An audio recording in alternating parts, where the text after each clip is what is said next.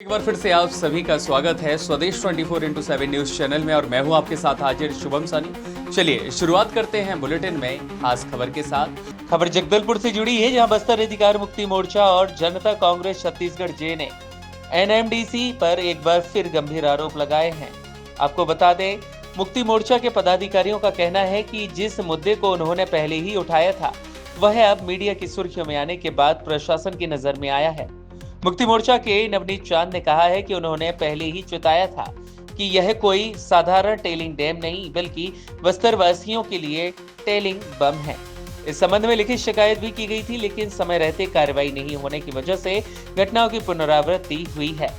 मुक्ति मोर्चा और जनता कांग्रेस जे ने यह भी आरोप लगाया कि एनएमडीसी में रेलवे रैंक लोडिंग तथा सड़क परिवहन के दौरान वेब ब्रिज लोडिंग अधिकारियों और लोह अयस्क विक्रेताओं की मिलीभगत से ओवरलोड लोह अयस्क की अवैध तस्करी का खेल लंबे समय से चल रहा है। प्रश्न यह है कि इन आरोपों पर अब तक ठोस कार्रवाई आखिर क्यों नहीं हुई। पार्टी नेताओं ने स्पष्ट कहा है कि बड़े हादसों और गंभीर आरोपों के बावजूद यदि प्रशासन केवल औपचारिक और खानापूर्ति वाली कार्रवाई करता है तो इसे बर्दाश्त नहीं किया जाएगा। मुक्ति मोर्चा और जनता कांग्रेस जे ने बस्तर कमिश्नर दंतेवाड़ा, जिला प्रशासन, आरटीओ, जिला खनिज विभाग, वन विभाग, पुलिस विभाग और एनएमडीसी के विजिलेंस अधिकारियों से भी तत्काल और ठोस कार्रवाई की मांग की।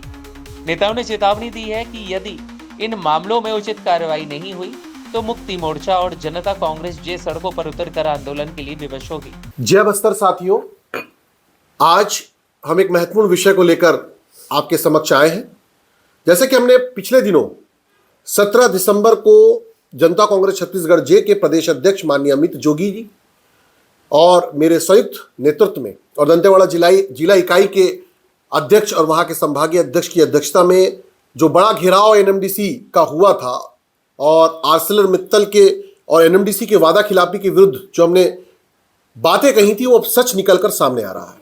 हमने दो मुद्दे बड़े महत्वपूर्ण रूप से उठाए थे। हमने कहा था कि किरंदुल बचेली जो है वो टैलिंग डैम में नहीं, टैलिंग बम पर बैठा हुआ है। आज वो मामला जिला प्रशासन की नजर पर आया, भले ही लेट आया पर अब आया।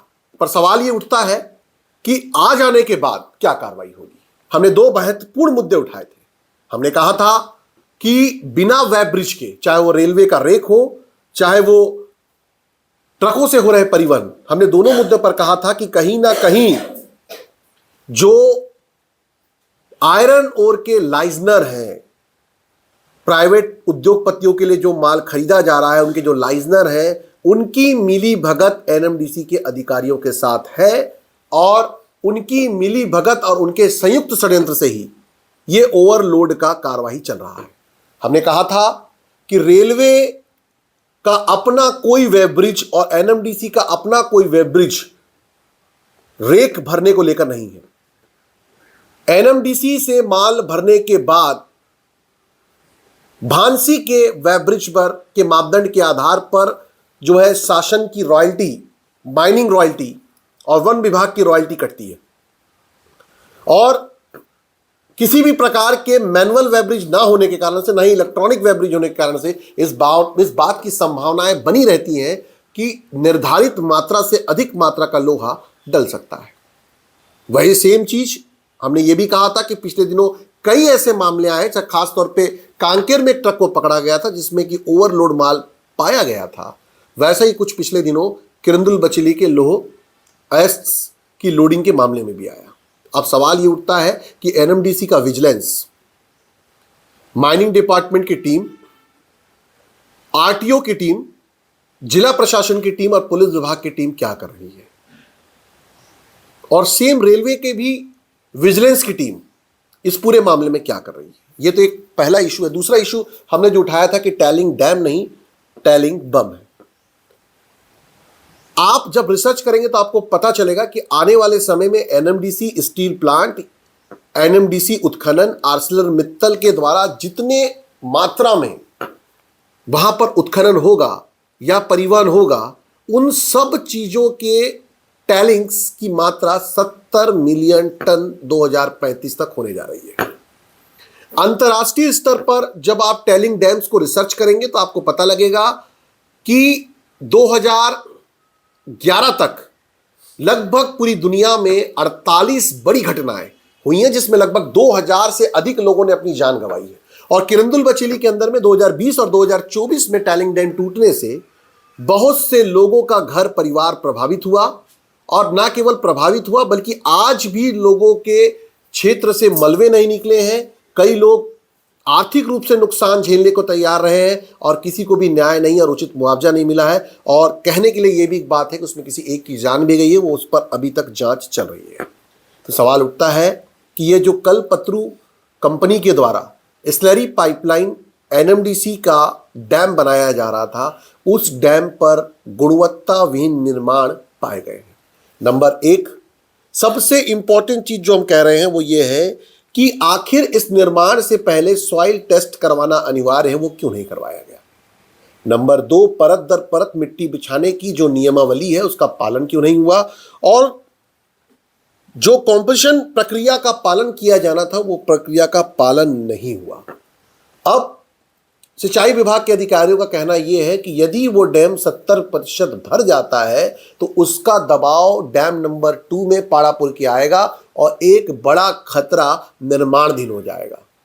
हमने आज से पहले बस्तर अधिकार मुक्ति मोर्चा के जिला अध्यक्ष दंतेवाड़ा के नेतृत्व में वहां के प्रशासन को इस बात के लिए निवेदन किया था कि किरंदुल के 8 नंबर वार्ड और 9 नंबर वार्ड के पास बने हुए टैलिंग डैम को स्थानांतरित किया जाए और नियमानुसार उसकी जांच की जाए।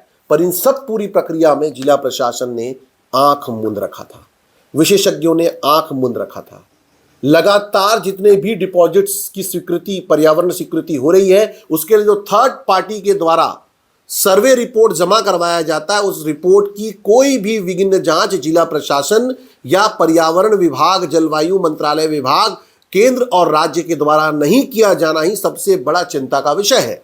बांध अधिनियम 2019 के अंतर्गत जो कानून बने थे, टैलिंग डैम्स के लिए जो कानून बने थे, उनका पालन, उनकी समिति, उनके विशेषज्ञों का लगातार निरीक्षण ना करवाना और निरीक्षण रिपोर्ट पर दिए गए टिप्स के आधार पर कार्रवाई ना करना एक दिन आने वाले समय में बस्तर के उद्योग नगरी किरंदुल बचेली के लिए एक श्राप साबित होंगे। एनएमडीसी बचेली ईडी ने सिर्फ इतना कहकर पल्ला झाड़ लेना कि हम विधि विशेषज्ञों की सलाह ले रहे हैं, यह काफी नहीं है।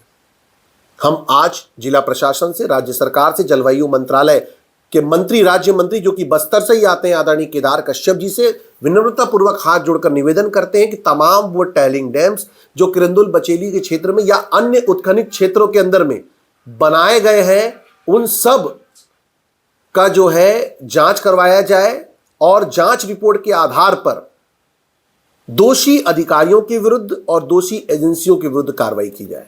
यदि ओवरलोडिंग के मामले में और टैलिंग डैम्स के मामले में दोषियों पर बड़ी कार्रवाई नहीं होगी तो बस्तर अधिकार मुक्ति मोर्चा और जोगी कांग्रेस सड़कों पर उतरेगा, क्योंकि ये बस्तर के लोगों के जान पर और उनके जनहित पर किया गया हमला होगा।